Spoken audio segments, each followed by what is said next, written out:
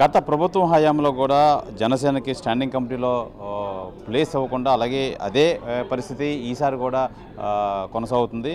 అయితే జగన్ సేన అణిగి తొక్కే ప్రయత్నం అయితే చేస్తున్నారు. ఈ నేపథ్యంలో ఎట్టి పరిస్థితుల్లోనూ ఊరుకోను, ఇది ప్రభుత్వ పెద్దల వద్దకు అయితే తీసుకెళ్లి పోరాడుతానంటున్నారు జనసేన నాయకులు మూర్తి యాదవ్. మనతో పాటు మూర్తి యాదవ్ ఉన్నారు. మూర్తి యాదవ్, చెప్పండి, ఏం చెప్తారు స్టాండింగ్ కమిటీ ఈ విషయంలో? స్టాండింగ్ కమిటీ ఎన్నికల ప్రక్రియ గత ఏడాది కూటమి ప్రభుత్వం ఏర్పడిన తర్వాత జనసేన పార్టీకి ఇవ్వాల్సినటువంటి ధర్మంలో భాగంగా ఏ ఒక్క స్థానం ఇవ్వకపోయినప్పటికీ మళ్ళీ ఇప్పుడు కూడా స్టాండింగ్ కమిటీ ఆఖరి పర్యాయం ఎన్నికలు జరుగుతుంటే 3 స్థానాలు ఇస్తామని చెప్పి నమ్మబలికి ఇప్పుడు ఒక్క స్థానం కూడా ఇవ్వకపోవడం అనేది చాలా బాధాకరం. ఖచ్చితంగా స్టాండింగ్ కమిటీ ఎలక్షన్స్లో జరగబోయేటువంటి 3 స్థానాలు ఇచ్చుండాల్సింది. ఇవ్వకుండా కూటమి ధర్మం తప్పారు. స్థానికంగా ఇక్కడ జిల్లాలో ఖచ్చితంగా ఇది ఎవరి వల్ల జరిగింది, ఈ నష్టం ఎవరి వల్ల వాటిల్లింది?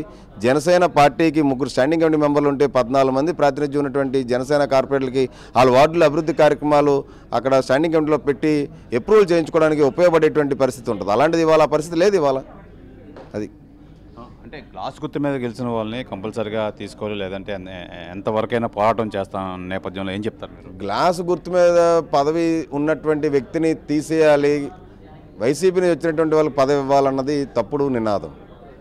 వాళ్ళకి పదవి తీసుకోవచ్చు, ఉన్నతమైన పదవి మాకన్నా తీసుకోవచ్చు, మేమేమి అభ్యంతరం తెలపం, గౌరవిస్తాం, అభిమానిస్తాం. కానీ 4.5 ఏళ్లగా కష్టపడి ఉన్నటువంటి ఎవరు బీసెట్ వసంతలక్ష్మి, ఒక బీసీ మహిళ, ఆమె పదవి తీసేయాలి, ఆమె పద్ధతి బాగాలేదని చెప్పి కంప్లైంట్ ఇవ్వడం అన్నది జగన్ సేన నుంచి వచ్చినటువంటి కార్పొరేటర్లు ఇది తప్పుడు విధానం అంటాను నేను.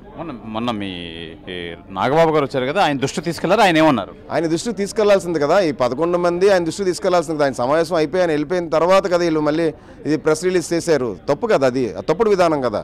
అందరం కలిసికట్టుగా ఐకమత్యం కుటుంబంలాగా ఉండాలి. అలాంటిది పవన్ కళ్యాణ్ దృష్టిలో పెట్టి ఆయన నిర్ణయం ఏదైతే తీసుకుంటారో ఆయన నిర్ణయం శిరోధార్యం, అప్పుడు దాన్ని బట్టి చేయాలి ఏదైనా. నాగబాబు గారు దృష్టి తీసుకెళ్లేదా మొన్న వచ్చినప్పుడు? తీసుకెళ్ళలేదు అనుకుంటాను, ఎందుకంటే ఆ రోజు జరగలేదు ఈ ప్రక్రియ. ఈ ప్రెస్ నోట్ రిలీజ్ చేయలేదు ఆవిడని తొలగించాలని చెప్పి. దాని తర్వాత జరిగింది. అదే ఈ ప్రభుత్వ సిఆర్జెడ్ పరిధిలో ఈ ఆస్తులను కాపాడే విషయంలో మీరు ఎప్పుడు ప్రభుత్వాన్ని మేలు కలుపుతూనే ఉన్నారు. ఈ నేపథ్యంలో విజయసాయిరెడ్డి కోవిడ్ టైంలో చాలా అనేక కార్యక్రమాలు అయితే చేశాడు, దోచుకునే కార్యక్రమం చేశాడు. ఏమంటారు, ఏం చెప్తారు? కోస్తా తీర నియంత్రణ మండలి 2011 నోటిఫికేషన్ విరుద్ధంగా ఎటువంటి అనుమతులు లేకుండా తీర ప్రాంతంలో కాంక్రీట్ జంగుల్ అక్రమ నిర్మాణాలు చేపట్టిన దాంట్లో వైసీపీ నేతలు తీర ప్రాంతాన్ని పూర్తిగా విధ్వంసం చేశారు.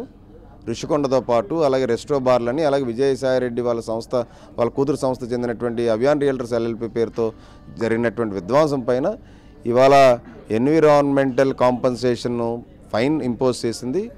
ఆ ఫైన్ ఖచ్చితంగా కట్టి తీరాలి. ఒకవేళ 3 నెలలు యథాస్థితికి కనుక తీసుకురాకపోతే కోట్ల రూపాయల ఫైన్ని డబుల్ కట్టాల్సిన అవసరం ఉందని చెప్పి కూడా ఇవాళ ఫైన్ ఇంపోజ్ చేయడం జరిగింది. సో ఇది 17,40,00,000 రూపాయలు ఈ ఫైన్ ఏదైతే ఉందో ఈ ఫైన్ అమౌంట్ ఖచ్చితంగా పే చేయడంతో పాటు భీమ్లీ కోర్టులో ఒక హైకోర్టు ఆదేశాల మేరకు కేసు కూడా నమోదు చేయడం జరిగింది సంస్థ ప్రతినిధుల మీద.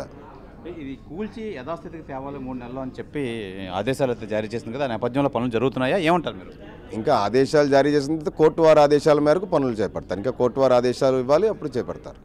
అంటే రానున్న రోజుల్లో ఈ పార్కుల కోసం కూడా మీరు పిటిషన్ ఇవ్వడం అయితే జరిగింది. జీఎంసీ కమిషనర్ వద్ద నుంచి ఎలాంటి వచ్చాయి? పార్కులు విప్లవం విశాఖ నగర ప్రజల్లో పెద్ద ఎత్తున వచ్చింది. పార్కులు ఎవరైతే కబ్జా చేస్తున్నారో ఆ పార్కులన్నీ కూడా పరిరక్షించడానికి జీవీఎంసీ కమిషనర్ గారు పెద్ద మనసుతో, గుండె ధైర్యంతో ఎన్ని ఒత్తిళ్ళు వచ్చినా 18 పార్కులను ఒక స్పెషల్ డ్రైవ్ పెట్టి 8 జోన్లలో మొత్తం పార్కులో ఉన్న అక్రమాలన్నింటిలో తొలగించడం, ఫేస్ వైజ్ మొత్తం అన్ని పార్కులను పరిరక్షించడం, వాటిని అన్నింటిని కంచె వేయడం, GVMC board property belongs to GVMC అని పెట్టడం, ఇవన్నీ కూడా జరుగుతాయి. ఖచ్చితంగా కమిషనర్ గారు మంచి ఉద్దేశంతో ఈ పార్కులన్నీ కూడా కాపాడాలనే ఉద్దేశంతో ఏదైతే ఉన్నారో ఆహ్లాదకరమైనటువంటి జీవీఎంసీ ఓపెన్ స్పేసెస్ కానీ పార్క్ స్థలాలు కానీ పూర్తి స్థాయిలో పరిరక్షిస్తారు. ఇది విశాఖను విధ్వంసం చేసే కార్యక్రమం చేపడతాం బట్టి ఎట్టి పరిస్థితులను ఉపేక్షించేది లేదు, కంపల్సరీగా నేను పోరాడుతూనే ఉంటాను. అలాగే జనసేన మట్టికి ఈ జగన్ సేన అయితే ఎప్పటికప్పుడు అంచివేయాలని చూస్తుంది. ఈ నేపథ్యంలో అయితే నేను ఎట్టి పరిస్థితులను ఊరుకోను. గాజు గ్లాసు మీద పిలిచిన వారందరూ కంపల్సరీగా స్టాండింగ్ కమిటీలో అవకాశం ఇవ్వాలి. కానీ వీళ్ళందరినీ తప్పించి కొత్త వాళ్ళకి ఇచ్చే అవకాశం ఇచ్చే పరిస్థితి అయితే ఏర్పడుతుంది. ఈ నేపథ్యంలో పార్టీ పెద్దలు దీన్ని కలవ చేసుకొని కంపల్సరీగా ఈ స్థానం స్టాండింగ్ కమిటీలో స్థానం కల్పించాలి. కంపల్సరీగా జనసేన ఈ కంపల్సరిగా పైకి తీసుకెళ్ళాలి. జనసేన అట్టడుగును తొక్కేస్తే మటుకు ఎట్టి పరిస్థితుల్లో నేను జనసేన నేతగా నేను ఊరుకునే పరిస్థితి లేదు అని చెప్పి ఘంటాపదంగా చెప్తున్నారు జనసేన నేత పీతల మూర్తి యాదవ్. కెమెరామెన్ ప్రసాద్తో శివరామకృష్ణ టీవీ విశాఖపట్నం నుంచి.